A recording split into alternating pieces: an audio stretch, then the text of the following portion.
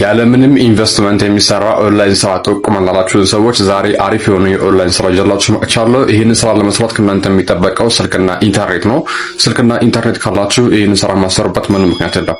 መጀመሪያ ሚፓስ አፕሊኬሽን ከፕሌይ ስቶር ወይም ከአፕ ስቶር ላይ አውርዱት። ሚፓስ ብላችሁ ሰርች ማድረግ ነው። እኔ ቀድሜ ስለወረድኩት እዚህ ጋር ኦፕን ነው የምለው። ጉግል አካውንታችን እዚህ ጋር ሳይን ኢን እንላለን። እሱ የተሻለው መንገድ ስለሆነ ጉግል አካውንታችሁን ምረጡ። ቀጣይ ደግሞ ሴኩሪቲ ቬሪፊኬሽን ሮቦት አለመሆናችንን ለማረጋገጥ እችን ሳብ አድርጋችሁ ትክክለኛ ቦታ ላይ መልቀቅ ነው። ከዛ ታልፋላችሁ። ዌልካም ቱ ሚፓስ ይላል። እዚህ ጋር ኢሜል አድሬሳችንን እናስገባና ሴንድ ኮድ እንላለን። ከዛ ወደ ኢሜላችን ቬሪፊኬሽን ኮድ ይደርሳል። አሁንም ሴንድ ኮድ ስንል ይቺ ቅድማ በዘር ትመጣለች። እሷን ስናልፍ ልክ እንደዛው 6 ዲጂት ቁጥር ወደ ኢሜላችን ይላካል። ይሄን ኮፒ አድርገን ወይም ደግሞ እሱን ይዘን ተመልሰን ይሄን 6 ቁጥር ኮድ እናስገባለን። እዚህ ጋር ደግሞ ፓስወርድ አስገቡ ይለናል። ከላይና ከታች ተመሳሳይ ፓስወርድ ማለት ነው። ጠንካራ ካፕም ስሞልም ያለው እሱን ስንጨርስ ደግሞ ከታች ኢንቪቴሽን ኮድ አስገቡ ይለናል። ይሄን ኢንቪቴሽን ኮድ አስገቡ። ሁሉም ስሞል ሌተር ናቸው።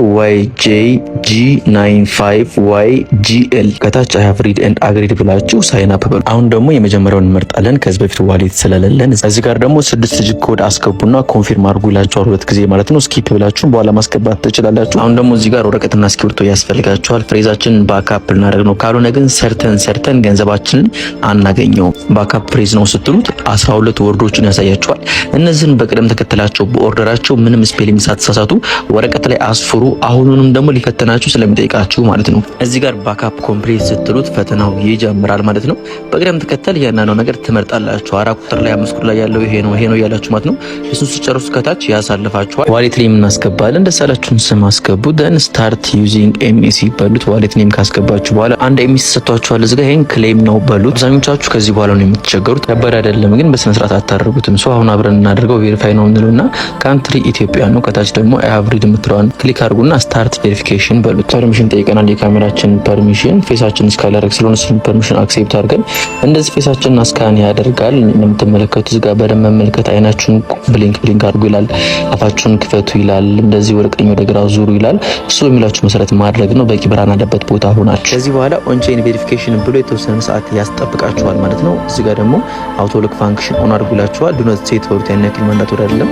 እዚህ ጋር ደግማችሁ መጣችሁ ቼክ አድርጉት። የተወሰነ ደቂቃ 10 ደቂቃ 15 ደቂቃ ላይ ያስጠብቃችሁ ስለሚችል ማለት ነው። አሁን አንደኛውን ጨርሰናል። ሁለተኛውን ደግሞ ቬሪፋይ ለማስደረግ በመታወቂያ የምናደርገው ማለት ነው፣ ወይ በፋይዳ ወይም ደግሞ በፓስፖርት የምናደርገውን ሚአይዲ የምትለው እንደገና ቼክ ማድረግ አለብን በ10 ወይም በ15 ደቂቃ ውስጥ። ምክንያቱም ሁለቱም በአንድ ጊዜ ስለማይመጣ የኛውን ከታየ በኋላ ሪቪው ካደረጉት በኋላ እዚህ ጋር ሚአይዲ የምትለው እንደገና ስነካ እንደዚህ ጎቱ ኬዋይስ ቬሪፊኬሽን ነው የምትል ትመጣልናለች ማለት ነው። እዚህ ጋር ደግሞ አይ አንደርስታንድ እንላለን። ያው ካንትሪ ኢትዮጵያ ነው። ላስት ኔም የአያት ስም፣ ፈርስት ኔም ላይ ደግሞ የእናንተን ስምና የአባታችሁን ስም አስገቡ። ከታች ጾታ አለ። እዚህ ጋር ደግሞ የምናስገባው የዶክመንት ታይፕ ናሽናል አይዲ ከሆነ ናሽናል አይዲ፣ ፓስፖርት ከሆነ ፓስፖርት እንመርጣለን።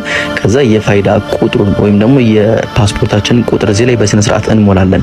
በናሽናል አይዲ ፋይዳ ከሆነ የምታስገቡት ቁጥር 16 ዲጂት ቁጥር ነው። እሱን ከጨረሳችሁ በኋላ ደግሞ እንደምትመለከቱት እዚህ ጋር ቴክ ፎቶስ ይላል። የመታወቂያችሁን ከፊት ለፊት ስካን ታደርጋላችሁ፣ ከጀርባውም ስካን ታደርጋላችሁ። ስካን ስታደርጉ በደንብ ብርሃን ያለበት ቦታ ላይ መሆን አለባችሁ። የስልካችሁን ካሜራም በደንብ ጥረጉት ማለት ነው። ካልሆነ ግን ሪጀክት ያደርጋችኋል። ቬሪፊኬሽን ፕሮሰስ አንደር ኮንፊርሜሽን ይላችሁና የተወሰነ ታገዙ። በ10 ሰዓት በ12 ሰዓት አንዳንድ ጊዜ እስከ 4 ሰዓት ሊፈጅ ይችላል።